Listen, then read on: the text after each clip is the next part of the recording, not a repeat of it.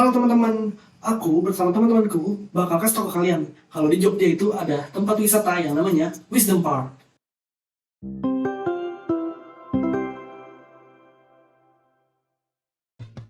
Jadi, Wisdom Park ini merupakan taman kearifan milik UGM yang berlokasi di bagian timur kampus utama UGM itu sendiri, yang memiliki luas sekitar 6 hektar. Nah, sebelum kita lanjut ke fasilitas yang ada di Wisdom Park, aku bakal jelasin sedikit lagi tentang Wisdom Park itu sendiri. Nah, jadi taman ini adalah sebuah fasilitas bagi masyarakat maupun sivitas untuk melakukan kegiatan penelitian secara bersama-sama dan sistematis untuk melestarikan dan menghidupkan kearifan lokal sebagai sebuah dasar yang kuat untuk melakukan pembangunan yang berkelanjutan. Jadi pengunjungnya itu tidak hanya datang dari kalangan internal Sivitas Akademia UGM, tapi juga masyarakat umum dari berbagai kalangan. Awalnya, taman ini dibuat pada tahun 2013 untuk mencegah terjadinya banjir. Itu makanya di dalam Wisdom Park itu terdapat embung atau danau di bagian utara yang terhubung dengan selokan sampai ke ujung selatan Wisdom Park. Sekarang aku bakal kasih tahu kalian fasilitas-fasilitas apa aja sih yang ada di Wisdom Park UGM ini. Fasilitas yang ada di bagian utara dari Wisdom Park yang pertama ada Danau Bijak. Jadi Danau Bijak ini merupakan embung yang dibuat pada tahun 2013. Lalu di Danau Bijak ini kita dapat menemukan viewing deck. Di viewing deck itu kita dapat merasakan suasana yang sangat tenang karena di sana kita bakal nemuin pemandangan yang sangat bagus, suara air mancur yang sangat tenang dan udara angin sepoi-sepoi yang sangat sejuk. Jadi bisa dibilang ini merupakan hidden gem. Yang ketiga ada forest walk, jadi kita bisa melihat pemandangan dari atas seperti yang terdapat pada gambar. Setelah itu ada dermaga apung.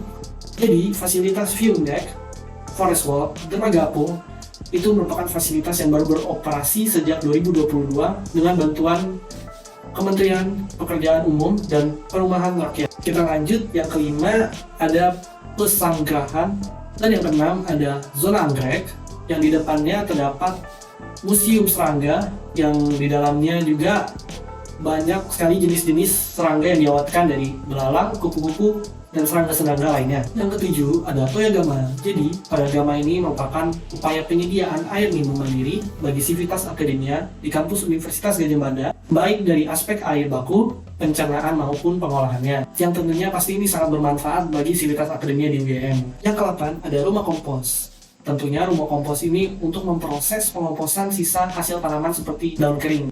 Yang ke-9 ada Amphitheater Utara. Lalu di sebelah timur Amphitheater Utara itu terdapat Bukit Bestari dan Tropical Garden yang merupakan spot foto yang bagus.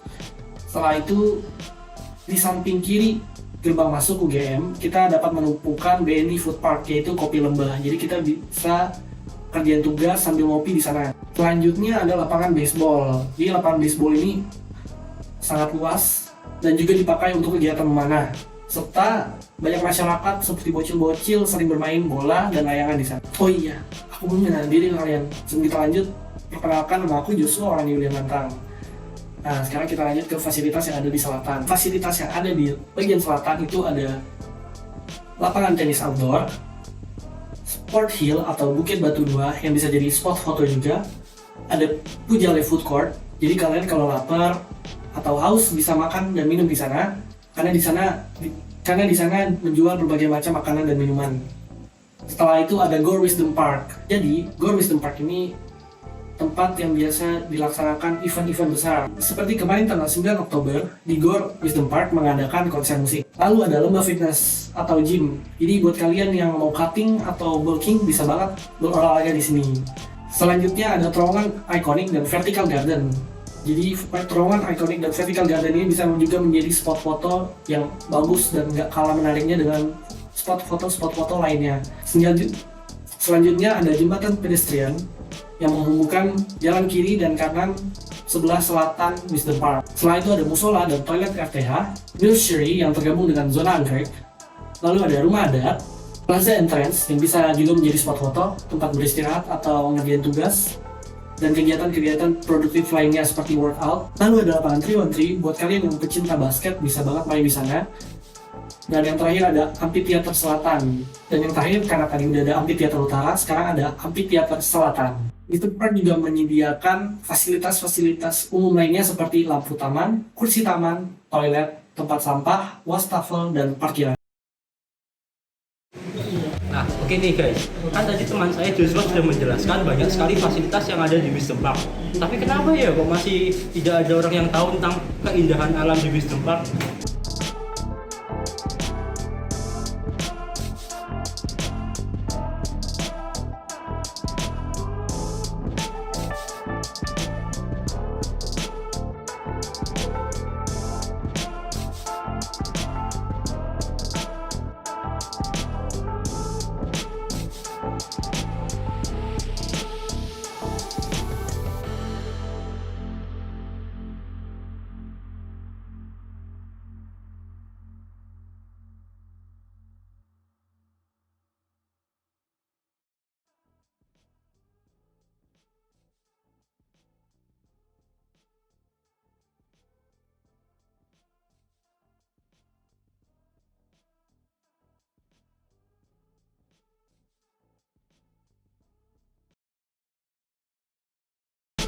Nah teman-teman, kita tahu sendiri bukan kalau Wisdom Park adalah tempat wisata yang berfokus kepada alamnya.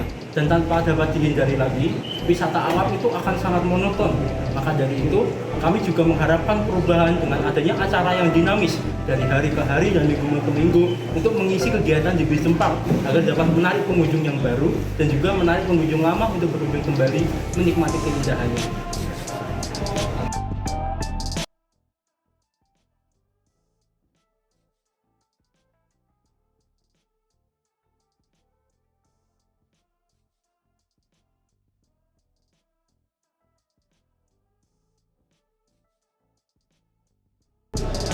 Dan untuk yang terakhir adalah kurangnya alasan para pengunjung dari Wisdom Park sendiri untuk menjelajahi Wisdom Park secara keseluruhan. Sebagian besar dan mayoritas dari pengunjung Wisdom Park hanya berhenti di Kopi Lembah, yang mana itu di samping persis di depan gerbang utama Wisdom Park itu sendiri. Jadi mereka datang lalu berhenti di Kopi Lembah saja. Mereka tak menikmati keindahan alam sebenarnya yang ditawarkan oleh Wisdom Park. Dan titik keduanya adalah danau bijaknya. Danau bijaknya sendiri ada di utara, dan itu membuat seluruh pengunjung beralih ke utara. Dan sisi selatan kosong tanpa pengunjung sama sekali, sehingga tak terawat dan tak diperhatikan oleh pihak UGM sendiri.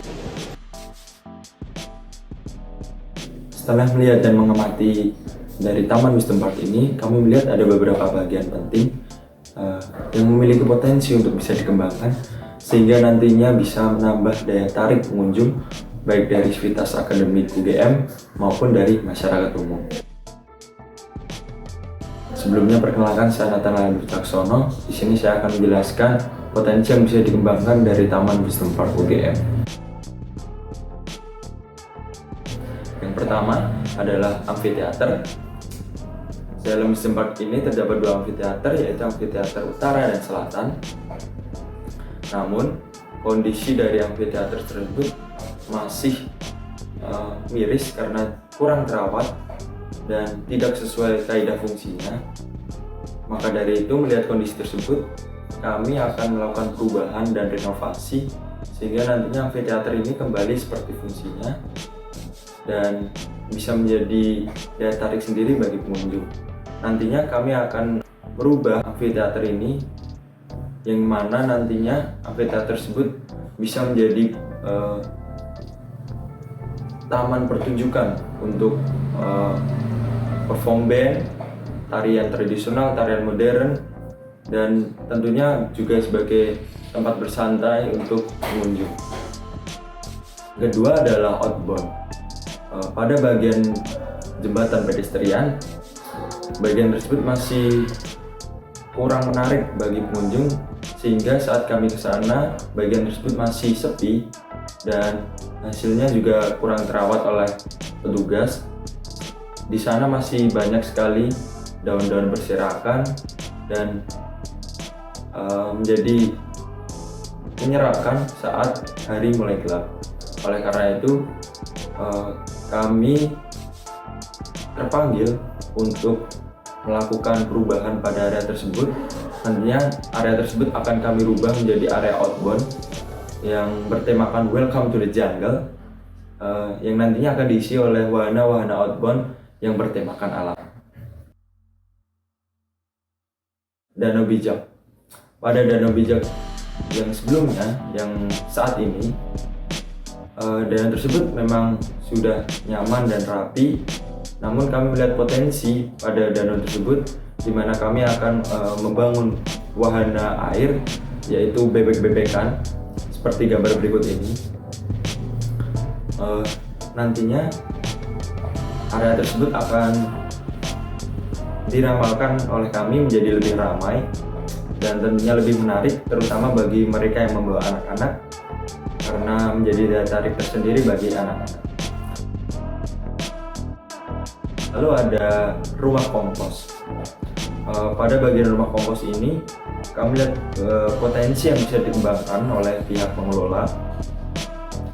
Nantinya rumah kompos kami akan jadikan PLTS atau pembangkit listrik tenaga sampah, sehingga bukan hanya daun-daun saja yang dikumpulkan, namun juga sampah-sampah yang nantinya pada area UGM dikumpulkan menjadi satu, sehingga bisa menjadi pembangkit listrik tenaga sampah, sehingga bisa mengirit pengeluaran dari pihak pengelola, dan tentunya nantinya kompos sendiri bisa menjadi pupuk yang bisa digunakan untuk tanaman yang berada di area taman, ataupun bisa dijual untuk meningkatkan segi ekonomi dari taman tersebut.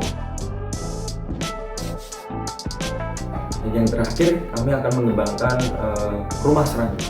Jadi pada Taman Wisdom Park ini sudah terdapat rumah serangga dan rumah anggrek, namun kondisinya masih terkesan jadul, terkesan lama, sehingga tidak menarik bagi pengunjung yang mengunjungi area tersebut, dan koleksinya juga sudah lama, sehingga varian-varian anggrek ataupun serangga yang baru belum terdapat pada rumah tersebut. Dan oleh karena itu kami nantinya akan merubah dan merenovasi area tersebut menjadi lebih menarik dan lebih baru. Nantinya kita akan menambah koleksi dari anggrek dan serangga, dan tentunya dengan informasi-informasi yang terbaru. Lalu kita akan menatanya dengan rapi, sehingga pengunjung yang mengunjungi rumah serangga tersebut bisa terhibur dan sekaligus belajar, dan tentunya akan menjadi daya tarik sendiri bagi pengunjung yang mengunjungi area Taman Wisdom Park.